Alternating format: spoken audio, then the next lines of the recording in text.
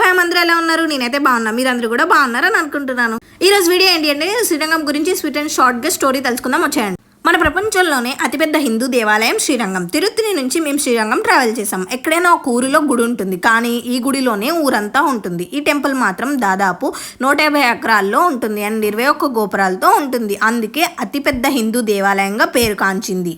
ఈ ఆలయాన్ని భూలోక వైకుంఠం అని కూడా అంటారు. ఈ ఆలయంలో సాక్షాత్ విష్ణుమూర్తి వెలిసి ఉన్నారు. అక్కడ రంగనాథ స్వామి అని పిలుస్తారు.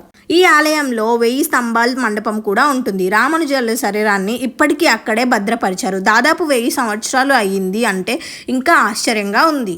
నాకు తెలిసినంత వరకు అయితే మీకు ఎక్స్ప్లెయిన్ చేస్తాను. అండ్ గుడి టైమింగ్స్ కూడా మేము వెళ్ళేసరికి క్లోజ్ చేసేస్తుంది. 9:30 to 12:30 మళ్ళీ ఓపెనింగ్ అనమాట. సో మళ్ళీ మేము 9:30 ఓపెన్ చేసేంత వరకు ఇవన్నీ చూసాం.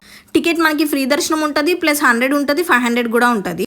ట్రావెలింగ్లో ఉండడం వల్ల వీడియోస్ అయితే డిలే అయ్యాయి. సో ఎవరైనా ఈ టెంపుల్కి వెళ్ళినట్టయితే కనుక నాకు కామెంట్ సెక్షన్లో కామెంట్ చేసేయండి.